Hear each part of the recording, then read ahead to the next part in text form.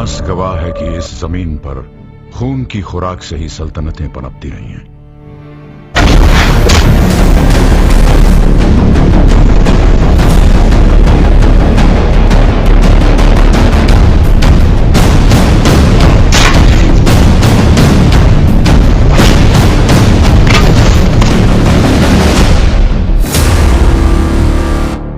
मुगल साम्राज्य का पतन भारतीय इतिहास में एक विवाद का विषय बना हुआ है कि उसका पतन क्यों हुआ, और इस कारण इस विषय पर विद्वानों के अलग अलग विचार हैं। उदाहरण के रूप में हमें बताया गया है कि औरंगजेब की धार्मिक नीति मुगल शासन के विनाश के लिए उत्तरदायी थी, जिम्मेदार थी, क्योंकि उसने गैर मुसलमानों पर अत्याचार किए थे।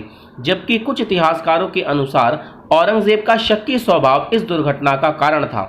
औरंगजेब का राजपूतों के साथ संघर्ष, बीजापुर और गोलकुंडा को मुगल साम्राज्य में मिलाने के प्रयासों को ही उसके सबसे बड़े राजनीतिक गलती कहा गया है, जिसके फलस्वरूप बाद मुगल साम्राज्य का विनाश हुआ।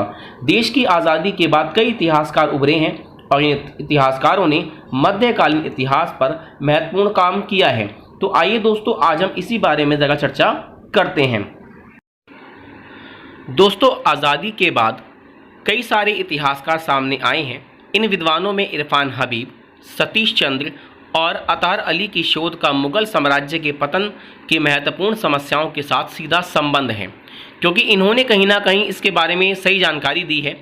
उन्होंने यह बात साफ तौर से साबित की है कि राजनीतिक, आर्थिक और सामाजिक घटनाओं ने ऐसी परिस्थितियां पैदा कर दी जिनके कारण मुगल शासन का विनाश हुआ। तो यहाँ पे हम दो तरह की बातों का जायज़ा लेंगे, राजनीतिक कारण और वहीं आर्थिक और सामाजिक कारणों की। पहले हम राजनीतिक कारणों के बारे में जानते हैं। राजनीतिक कारणों में 5 बातें सामने आती हैं। पहली, मराठों से युद्ध, उत्तराधिकार का युद्ध, साम्राज्य अतिविस्तार, प्रबंध व्यवस्था में कमजोरी और विदेशी आक्रमण, जिनके कारण इनका विनाश हुआ।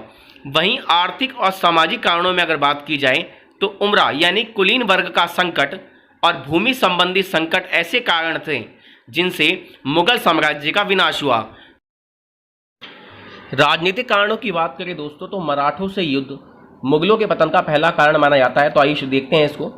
इरफान हबीब ने ठीक ही कहा है कि मराठे एकमात्र सबसे बड़ी शक्ति थे जो मुगल साम्राज्य के पतन के लिए जिम्मेदार थे।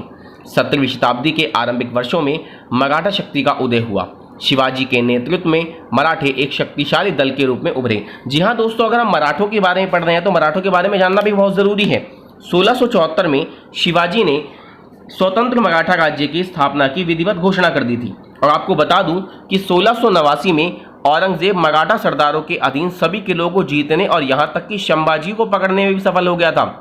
लेकिन उसकी यह सफलता कुछ ही दिनों के लिए थी, क्योंकि 1695 तक मराठाओं ने दोबारा मुगलों के लिए खतरा बनना शुरू कर दिया था। यानी कि एक बार फिर मराठे मुगलों के लिए खतरा बन गए थे। और आगे देखें, अगर देखा जाए तो कि कह रहा है कि यहाँ पे औरंगजेब के 1707 में मृत्यु के बाद मराठों ने अपनी गतिविधियों को तेज कर दिया और शीघ्र जल्दी ही दक्षिण में अपने आप को एक शक्तिशाली शासक दल के रूप में संगठित एक कर लिया। मराठों के साथ लड़ाइयों से मुगलों की प्रतिष्ठा, सम्मान और सैनिक शक्ति ही नहीं घटी, बल्कि राज्य के आर्थिक ढांचे पर भी करारी चोट लगी। असल में मुगल खजाने के लिए दक्षिण एक खर्चीला राज्य बन गया।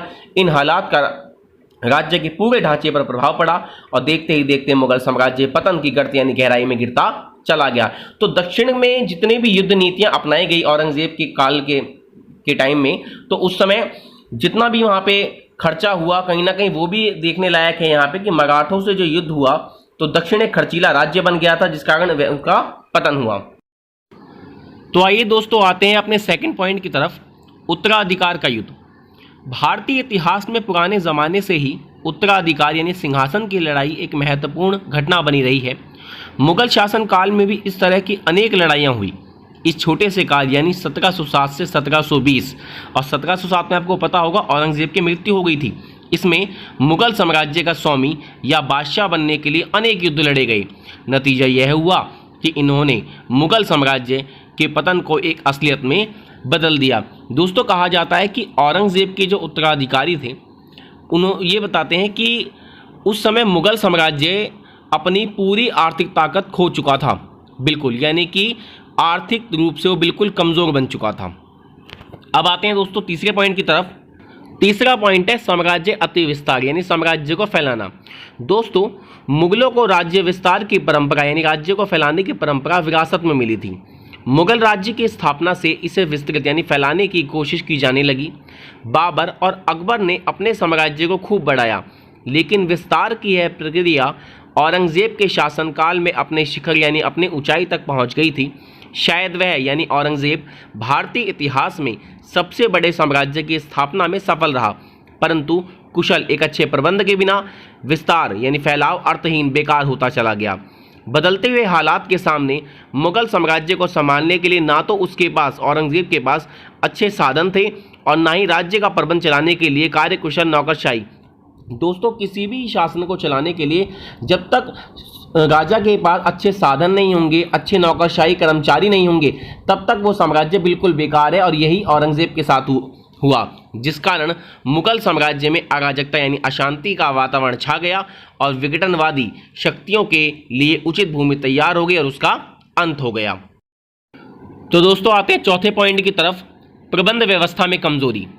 शासन को ठीक रखने के कोशिशों के बावजूद औरंगजेब उसके पतन को, उसके अंत को रोकने में असफल रहा। दमन, अत्याचार, भ्रष्टाचार, लापरवाही और अकुशलता आदि शासन प्रबंध में प्रतिदिन स्थायी विशेषता बन गई। यानी कि मुगल साम्राज्य में डेली अत्याचार, भ्रष्टाचार, लापरवाही जैसे कारण बहुत ज़्यादा बढ़ गए थे। उत्तरी भारत में मुगल शासन का प्रबंध शिथिल, कमज़ोर होता जा रहा था। दक्षिण में होने वाली निरंतर लगातार लड़ाइयों और इन पर होने वाले बेहिसाब खर्चों का उत्तर भारत के राज्यों की प्रबंध कुशलता पर बुरा प्रभाव पड़ा। इस सब का नतीजा यह हुआ कि इस क्षेत्र में भी अराजकता, अशांति एक आम बात हो गई, क्योंकि युद्ध जब हो रहे थे तो दक्षिण भारत में खर्चा ज़्यादा हो गया था और उन खर्चों का असर उत्तर भारत में पड़ा, जिससे वहाँ भी अशांति का माहौल छा गया था। लेकिन औरंगजेब की मृत्यु के साथ ही पूरा ढांचा टूटने लगा। इस प्रकार एक बार प्रशासनिक व्यवस्था के छिन-भिन टूट जाने पर मुगल साम्राज्य का विनाश अवश्य भावी हो गया। दोस्तों, जब प्रशासन व्यवस्था में कमी आ जाती है तो साम्राज्य जो है अंत की ओर बढ़ने लग जाता है और यही उस समय मुगल साम्राज्य के साथ भी हुआ था। तो दोस्तों, आ गए हम अपने पांचवें और आखिरी पॉइंट पे, राजनीतिक कारण के। यानी कि अब हमारा जो पांचवा पॉइंट है वो है विदेशी आक्रमण। मुगल साम्राज्य को जिन कठिन समस्याओं का सामना करना पड़ रहा था और जिस तरह विघटन यानी अंत की शक्तियां प्रबल तेज हो रही थी, यह वह हालात थे जिन्होंने विदेशी हमलावरों को भारत पर हमला करने के लिए उकसाया। नादिर शाह ने इस बिगड़ती हुई स्थिति का सबसे पहले लाभ उठाया। 1739 में नादिर शाह के हमले ने मुगल शासक मोहम्मद शाह, जो कि 1719 से 1748 तक शासन रहा, उसको अपमानजनक संधि समझौता मानने के लिए मजबूर किया। मोहम्मद शाह को उत्तर पश्चिम प्रदेश का बहुत बड़ा भाग नादिर शाह को सौंपना पड़ा, जिससे मुगल साम्राज्य को गहरा धक्का लगा। फिर 1761 में अहमद शाह अब्दाली के आक्रमण, जिसमें उसने पानीपत में लड़ाई लड़ी थी, उसने मुगल साम्राज्य की प्रतिष्ठा को भूतकाल की घटना बना दिया, क्योंकि अब्दाली यह युद्ध पानीपत की लड़ाई जीत चुका था और व्यवहारिक सही दृष्टि से मुगल साम्राज्य का पतन हो चुका था। तो दोस्तों, ये राजनीतिक कारण हमने पढ़े हैं। इन पांचों पॉइंटों में हमने जो अभी तक पढ़ा ये सभी राजनीतिक कारण थे। तो चलिए आइए अब पढ़ते हैं आर्थिक और सामाजिक कारणों को। तो दोस्तों, अब आते हैं हम अपने आर्थिक और सामाजिक कारणों के पॉइंट पे। पहला पॉइंट है उमरा यानी कुलीन वर्ग का संकट। मुगलकालीन वर्ग देशी और विदेशी दोनों तत्वों का मिश्रण था। उमरा वर्ग, जिनमें भिन्न भिन्न जातियों, नस्लों और धर्मों के व्यक्ति शामिल थे, यह वर्ग मुगल शासन की केंद्रीकृत शक्ति का आधार स्तंभ था। दोस्तों, आपको बताना चाहूँगा कि अकबर के शासनकाल में अकबर ने क्या करा था कि अपने शासन में अलग अलग जाति और धर्मों के लोगों को शामिल किया था, जिसमें ईरानी, तुरानी, अफगानी, दक्कनी, राजपूत आदि लोग शामिल थे। इन्हें अभिजात वर्ग भी कहा जाता था। लेकिन 17वीं सदी के मध्य से इस वर्ग को संकट का सामना करना पड़ा। जागीरों की यानी संपत्ति की कमी और अनेक आर्थिक कठिनाइयों ने उमरा वर्ग, कुलीन वर्ग की प्रतिष्ठा, सम्मान को अपना शिकार बनाया। इनके पास अच्छी शान शौकत हुआ करती थी, अच्छी संपत्ति हुआ करती थी।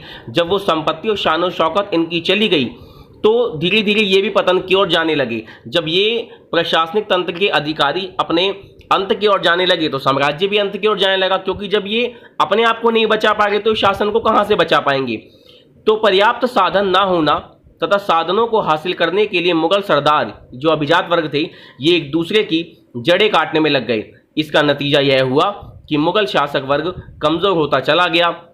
इस प्रकार की स्थिति के उभरकर आने पर मुगल शासन का पतन अनिवार्य हो गया। दोस्तों, अगर ये कुलीन वर्ग की बात जो हम कर रहे हैं कि अलग अलग जाति धर्मों में से थे, इनकी अपनी अलग अलग सेनाएं होती थी और ये सेना ये राजा को उपलब्ध कराते थे। लेकिन जब इनके पास खुद ही साधन नहीं रहे तो ये अपने आप को कहाँ बचा पाएंगे और ये कहाँ राजा की मदद कर पाएंगे। तो इसी कारणवश मुगलों का पतन हो गया था। तो दोस्तों आते हैं अब हम अपने सबसे आखिरी पॉइंट पे इस टॉपिक के, जो कि है भूमि संबंधी संकट। मुगल शासन एक कृषि प्रधान राज्य था, जिस कारण उसे कृषि से होने वाली आय पर निर्भर रहना अनिवार्य था। मनसबदार वो अधिकारी होते थे जो राजा को सेना उपलब्ध कराते थे और राजा की तरफ से लगान वसूलते थे। तो मनसबदार लगान के रूप में जागीर से, संपत्तियों से आय प्राप्त करते थे, जो राज्य द्वारा निश्चित किया जाता था। मतलब लगान सभी का तय था। राज्य किसानों के पास केवल इतनी पैदावार फसल छोड़ता था जिससे उनकी जीवन की वह निम्नतम छोटी छोटी आवश्यकताओं को पूरा कर सके। इसके अलावा जागीरदार शासक की ओर से उसको दी गई जागीर का अस्थायी रूप से मालिक होता था। मतलब दोस्तों राजा ने जमीन का मालिक जागीरदार को बनाया गया था। जागीरदारी क्या करता, लोगों जमीनों की देखरेख किया करता था। इस अस्थायीपन के कारण उसकी रुचि जल लगान वसूल करने में ही रहती थी, क्योंकि वो अस्थायी रूप से मालिक था ज़मीन का, तो उसका काम था सिर्फ लगान को वसूलना। कृषि या कृषक किसान के सुधार की ओर जागीरदारों का ध्यान बिल्कुल नहीं जाता था। जागीरदारों के इस प्रकार के व्यवहार से जागीर और किसान दोनों ही बर्बाद होने लगे, क्योंकि जागीरदार थोड़ा मतलबी किस्म का व्यक्ति हो गया था। उसे सिर्फ अपने लालच से मतलब था कि किसी तरीके से बस लगान आ जाए, लगान से उसको मुनाफा होता था, तो वो किसानों की स्थिति पर कोई ध्यान नहीं देता था। भारत में 17वीं सदी में किसानों ने मुगल राज्य के विरुद्ध बगावत कर दी थी। इसमें जाट, सिख आदि कई तरह के लोग थे। तो दोस्तों अब आते हैं अपने निष्कर्ष पे। निष्कर्ष के तौर पर कहा जा सकता है कि आर्थिक कारण ही मुख्य रूप से मुगल साम्राज्य के पतन यानी अंत के लिए जिम्मेदार थे, ना कि धार्मिक कारण। यानी कि उसका जो अंत हुआ था मुगल साम्राज्य का, वो आर्थिक कारणों से हुआ था। औरंगजेब के उत्तराधिकारियों ने अकबर की सुलेकुल की नीति को अपनाया, जजिया कर को समाप्त कर दिया और राजपूत और खासकर अजीत सिंह के साथ संबंध भी सुधारे। लेकिन उनकी नीतियों में मूल राजनीतिक परिवर्तन होने के बावजूद मुगल साम्राज्य आर्थिक संकट के प्रकोप से नहीं बच सका।